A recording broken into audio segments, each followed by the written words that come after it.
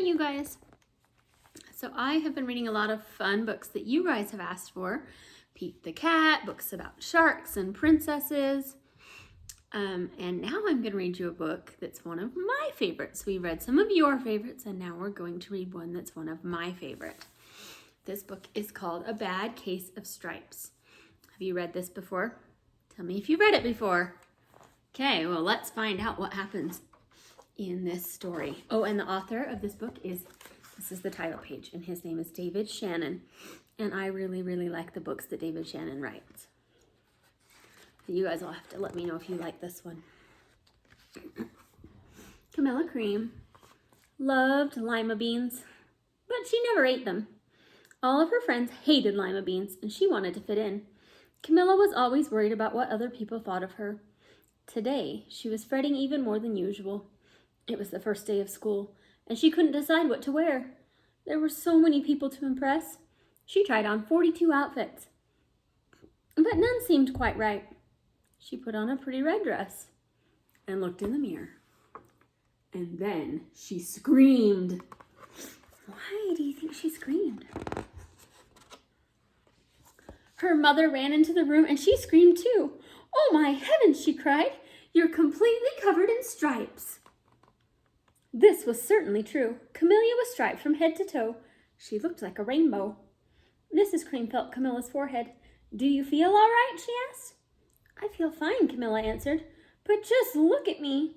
"You get back to bed this instant," her mother ordered. "You're not going to school today." Camilla was relieved. She didn't want to miss the first day of school, but she was afraid of what the other kids would say, and she had no idea what to wear with those crazy stripes. That afternoon, Dr. Bumble came to examine Camilla. "Most extraordinary," he exclaimed. "I've never seen anything like it. Are you having any coughing, sneezing, runny nose, achy pains, chills, hot flashes, dizziness, drowsiness, shortness of breath, or uncontrollable twitching?" "No," Camilla told him. "I feel fine." "Well then," said Dr. Bumble, turning to Mrs. Cream, "I don't see any reason why she shouldn't go to school tomorrow. Here's some ointment that should help clear up those stripes in a few days. If it doesn't, you know where to find me." The next day was a disaster. Everyone at school laughed at Camilla. They called her Camilla Crayon and Night of the Living Lollipop. She tried her best to act as if everything were normal. But when the class said the Pledge of Allegiance, her stripes turned red, white, and blue, and she broke out in stars. Poor Camilla. The other kids thought this was great. One yelled out, "Let's see some purple polka dots." Sure enough, Camilla turned all purple polka dotty. Someone else shouted, "Checkerboard!" and a pattern of squares covered her skin. Soon everyone was calling out different shapes and colors, and poor Camilla was changing faster than you can change channels on a TV. That night, Mr. Hams, the school principal, called. "I'm sorry, Mrs. Cream," he said. "I'm going to have to ask you to keep Camilla home from school. She's just too much of a distraction, and I've been getting calls from the other parents. They're afraid those stripes might be contagious." Camilla was so embarrassed she couldn't believe that 2 days ago everyone liked her. Now nobody wanted to be in the same room with her. Her father tried to make her feel better. "Is there anything I can get you, sweetheart?" he asked. "No, thank you," sighed Camilla. What she really wanted was a nice plate of lima beans, but she had been laughed at enough for one day. Well, yes, I see," Dr. Bumble mumbled when Mr. Cream phoned him the next day. "I think I'd better bring in the specialists. We'll be right over." About an hour later, Dr. Bumble arrived with 4 people in long white coats. He introduced them to the Creams. "This is Dr. Grop, Dr. Sponge, Dr. Cricket, and Dr. Young." Then the specialists went to work on Camilla. They squeezed and jabbed, tapped and tested. It was very uncomfortable. "Well, it's not the mumps," said Dr. Grop. "Or the measles," concluded Dr. Sponge. "Definitely not chicken pox," put in Dr. Cricket. "Or a sunburn," said Dr. Young. "Try these," said the specialists. Each handed her a bottle filled with different colored pills. "Take one of each before bed," said Dr. Grop. Then they filed out the front door, followed by Dr. Bumble. wonder what's causing these stripes. That night, Camilla took her medicine. It was awful. When she woke up the next morning, she did feel different. But when she got dressed, her clothes didn't quite fit right. She looked in the mirror, and there, staring back at her, was a giant, multicolored pill with her face on it. Dr. Bumble rushed over as soon as Mrs. Cream called, but this time, instead of the specialists, he brought in the experts. Dr. Gord and Mr. Mellon were the finest scientific minds in the land. Once again, Camilla was poked and prodded, looked at and listened to. The experts wrote down lots of numbers. Then they huddled together and whispered. Dr. Gord finally spoke. "It might be a virus," he announced with authority. Suddenly, fuzzy little virus balls appeared all over Camilla. "Or possibly some form of bacteria," said Mr. Mellon. Out popped squiggly little bacteria tails. "Or it could be a fungus," added Dr. Gord. Instantly, Camilla was covered with different colored fungus blotches. The experts looked at Camilla, then at each other. "We need to go over these numbers and again back at the lab," Dr. Gord explained. "We'll call you when we know something." But the experts didn't have a clue, much less a cure.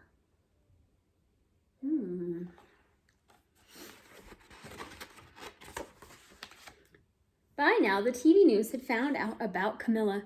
Reporters from every channel were outside her house telling the story of the bizarre case of the incredible changing kid. Soon, a huge crowd was camped out on the front lawn.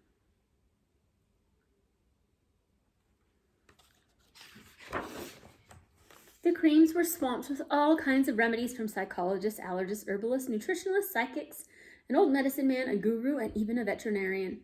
Each so-called cure only added to poor Camilla's strange appearance until it was hard to even recognize her. She sprouted roots and berries and crystals and feathers and a long furry tail, but nothing worked.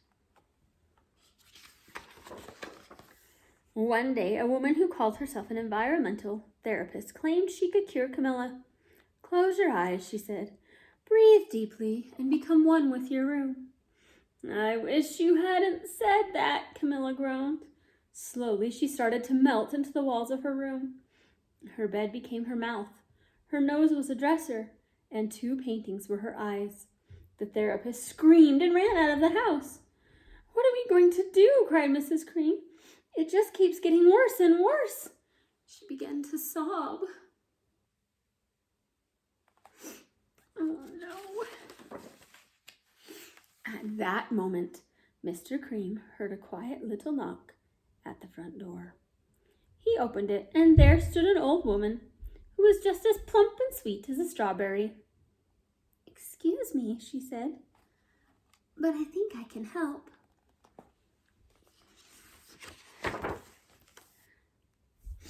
She went into Camilla's room and looked around.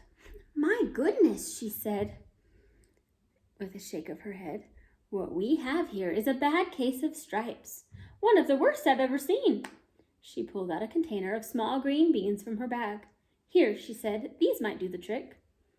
"Are those magic beans?" asked Mrs. Cream. "Oh my, no," replied the kind old woman. "There's no such thing. These are just plain old lima beans." "I'll bet you'd like some, wouldn't you?" she asked Camilla. Camilla wanted a big, heaping plateful of lima beans, more than just about anything. But she was still afraid to admit it.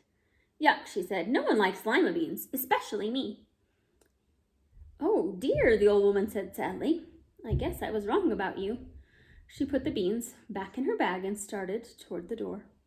Camilla watched the old woman walk away. Those beans would taste so good, and being laughed at for eating them was nothing compared to what she'd been going through. She finally couldn't stand it.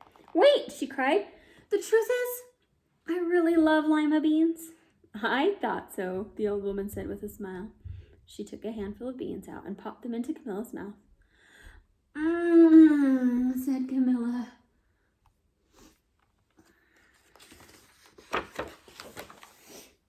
Suddenly, the branches, feathers, and squiggly tails began to disappear. Then the whole room swirled around.